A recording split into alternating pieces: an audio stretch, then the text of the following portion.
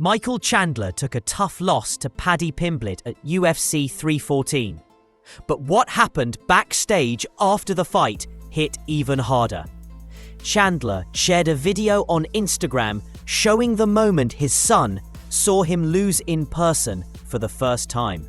Bloodied and stitched, Chandler chose to turn it into a life lesson. Ready? Spin it. Spin it. Okay, listen.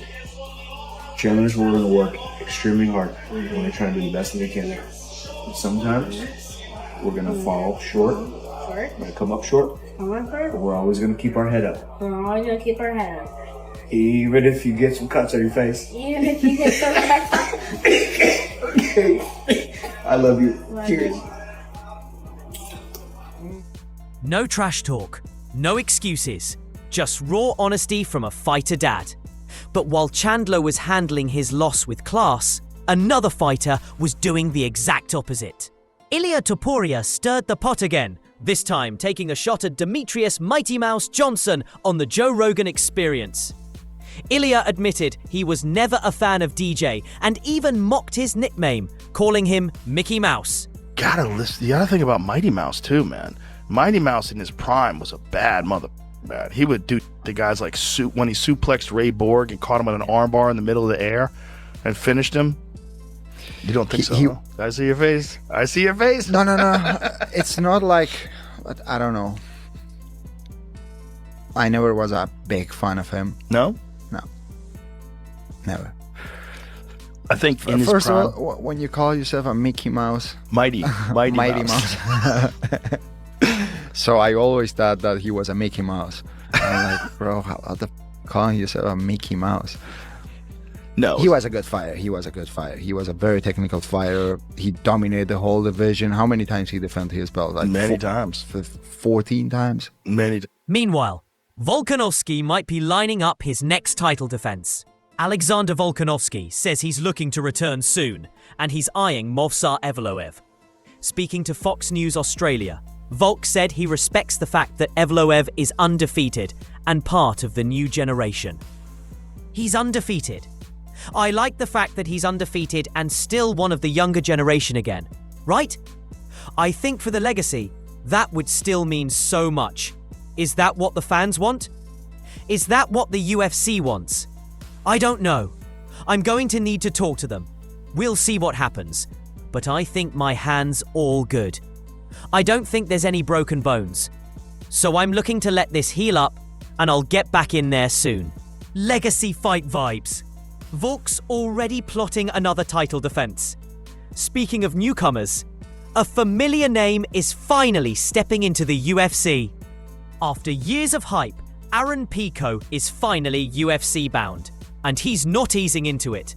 On the Pound for Pound podcast, Pico said he's down to face Brian Ortega or Aljamain Sterling in his first fight.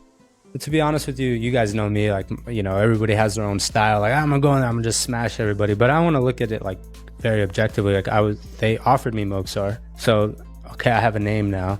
So I look at Movsar and I say, well, who did he fight last? He fought Aljamain Sterling. And then who was he supposed to fight? If I'm not mistaken, I think he was supposed to, I heard Brian Ortega. So I'm like, okay, well, give me a Brian Ortega or give me an Aljamain Sterling. You know, I have something to work with now. Aljamain, Ortega, let's go if you guys are ready to fight. No tune-ups here.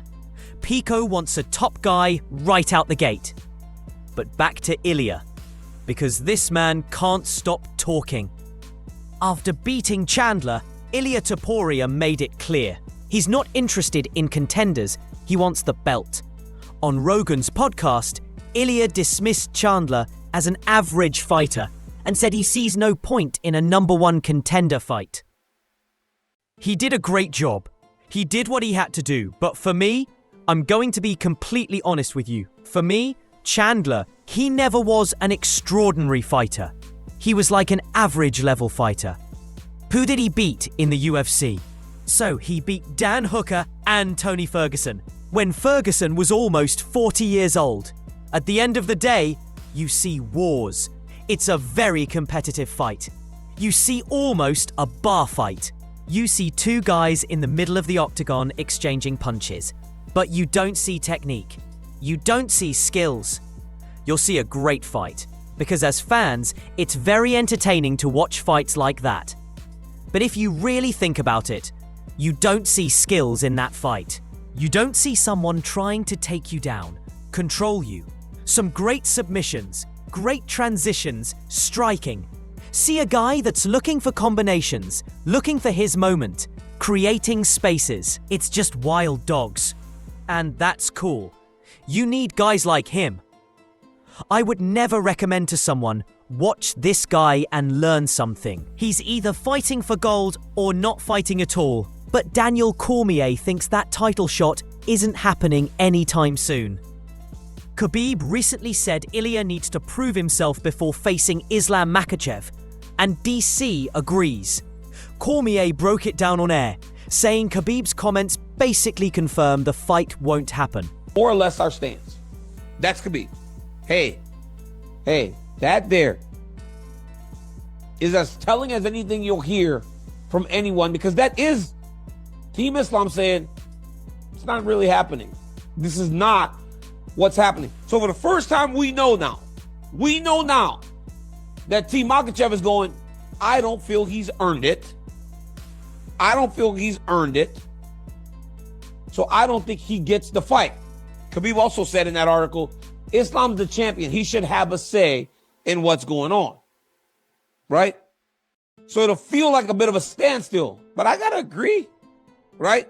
What does it hurt if he fights one guy? Say Ilya fights a Charles Oliveira.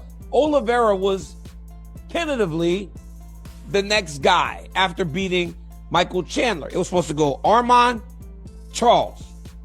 Arman didn't fight the fight. Charles has won one fight since losing to Arman. Why can't those two guys fight and then fight Islam, the winner? That makes sense. Hearing Khabib there makes me feel that it's not going to happen. Ilya's call-outs might fall on deaf ears.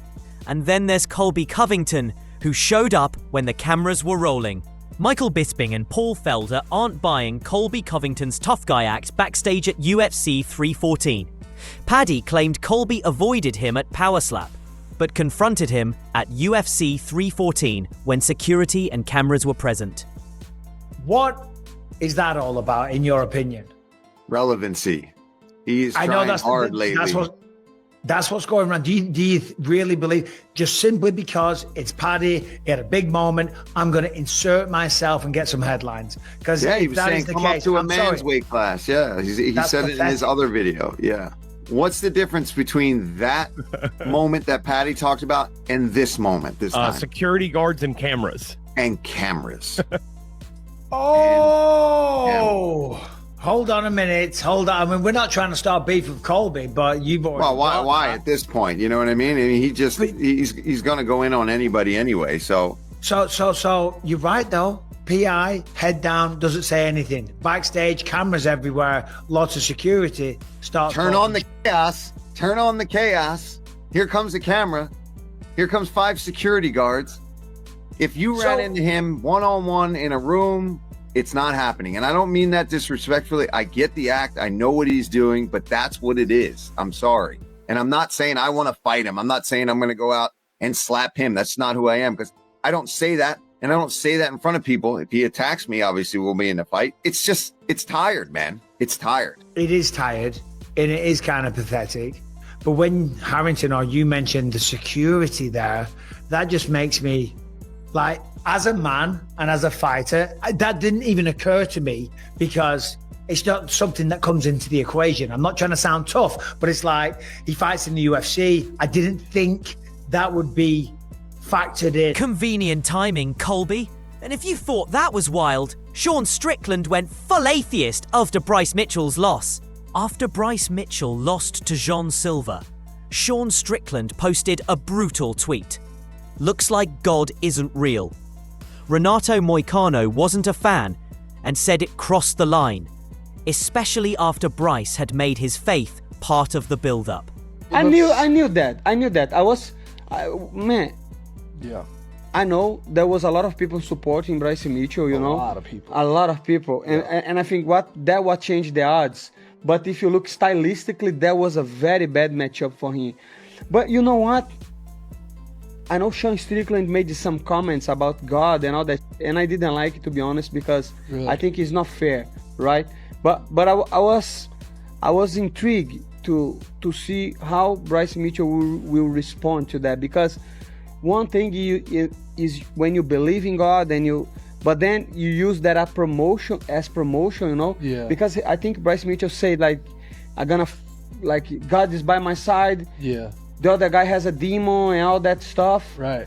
So when you lose, that doesn't look very well. You know? Faith and fighting don't always mix cleanly. Meanwhile, Jean Silva is already pushing for a title shot. Fresh off his big win, Jean Silva wants Volkanovski, and he's already mocking up posters. Silva posted side-by-side photos of himself and Volk and said it'd be an insane fight for the belt. Fastest campaign for a belt we've seen in a while. Finally, a cryptic message from Jon Jones stirred up speculation online. Jon Jones dropped a shady tweet last night, then quickly deleted it. The post said, the guy who was known for calling out Jon Jones and didn't end up being great at all. Fans think he was aiming at Dominic Reyes. No name drops, but the internet's already guessing.